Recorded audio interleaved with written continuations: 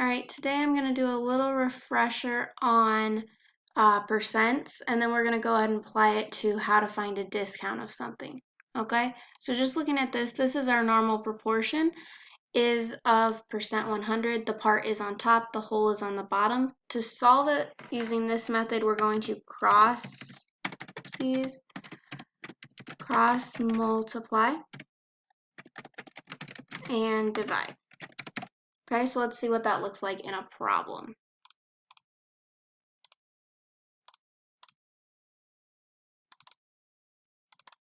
Okay, in a problem, we would set this up where percent's always going to be on top and 100's always going to be below it.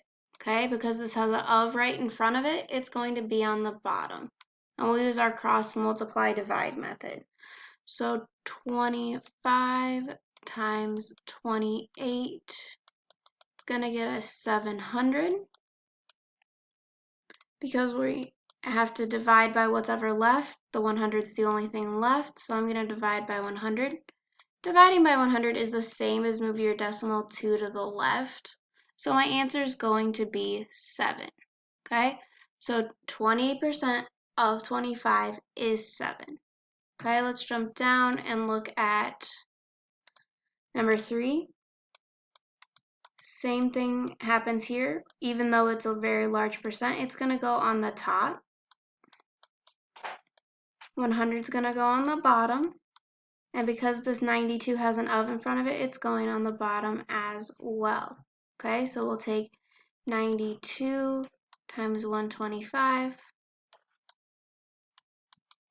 to get us 11,500. And again, we're going to divide by 100 because that's the only number we have left to divide with because we already cross multiplied. Okay, move over my decimal 2 to the left. My answer is going to be 115.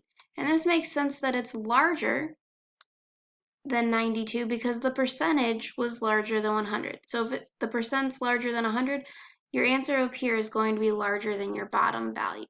Okay? And then we're just going to take a quick look at a slightly different method. So this one just has us using the percent as a decimal. So if we want to do 31% as a decimal, we're going to divide by 100. So we move over that decimal 2 to the left, and we're going to get 0.31. And then we're just going to multiply it by the of. Now, if we're finding the is, this doesn't work as well. But if we're finding the of, it's going to work just fine. Like if we have the of, we're going to be good. So we're going to do 31 times 26, or 31 hundredths times 26, and we're going to get 8.06. And that's what 31% of 26 is. Okay? Looking down here at number 3, we're going to do the same thing. We're going to turn this into a decimal, so 2 to the left, 1.5 times 85. Gets me 127.5. And again, that makes sense that it's larger than 85 because my percent was larger than 100. Okay, now let's see how this applies to a real life problem such as discounts.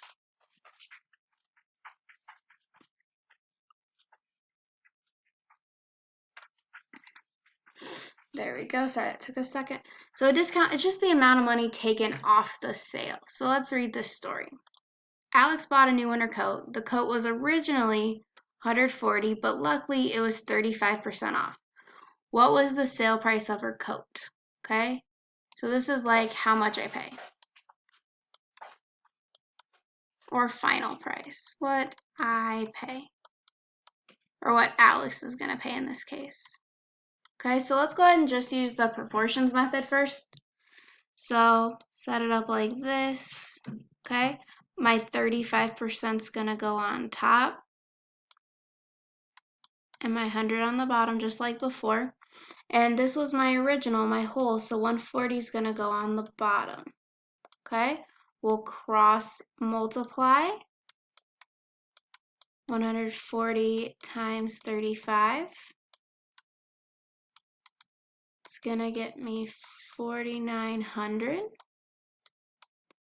And because I'll then divide by 100, because that's the only piece left, it's gonna go 2 to the left. So 49 seems like my answer. The problem is that that's what I'm saving. This percent over here is what I'm saving, then over here is what I'm saving. Okay, so in this case, to find what I'm actually going to pay, I'll have to take 140 minus 49 to get 91, and that'll be my cost.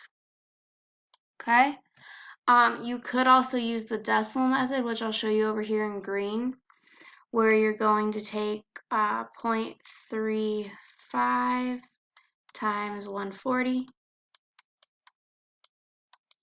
to get you 49, and then you'll still have to subtract. No matter what, with discounts, you'll have to subtract. And some of you might be thinking, well, why can't I just find the percent of what I'm going to pay? And you can. I'll show you that in purple.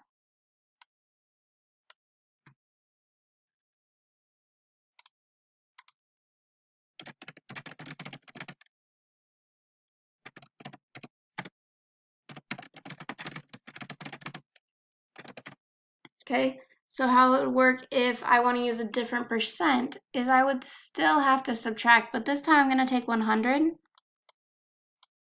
minus 35 to get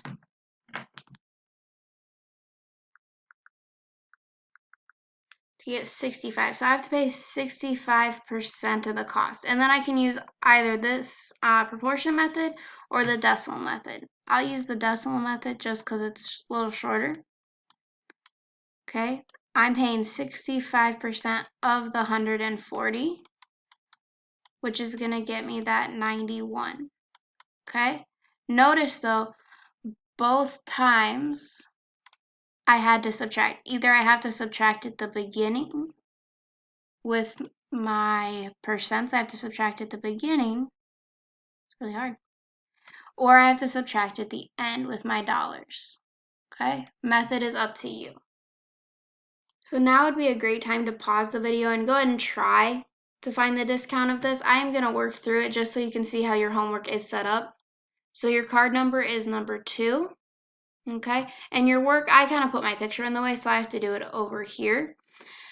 I know my regular price was $19.99 and my percent off is 33%. So I'm going to use the decimal method. So I'm going to make 33 into a decimal.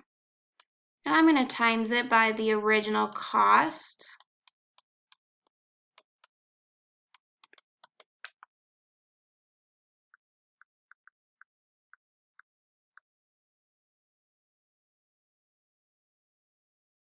Just give me a second. Click the wrong button. Okay, and I'm going to get 6.5967. Now this is money, so I'm going to round it to the nearest hundredth. And then the 6 is telling the 9, hey, you got to go up. So this is going to become 660. And I haven't subtracted yet, so I'm going to have to take 19.99 minus 6.60.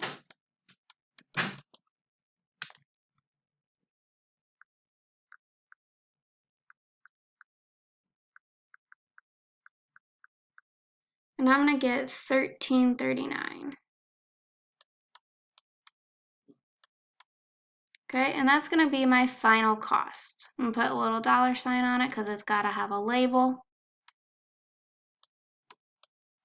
Okay, and this is the work I would expect from you. I would expect to see how you're getting your percents, and I would expect to see a subtraction problem somewhere in there. Okay, please send me an email though if any of this does not make sense, and have a great day.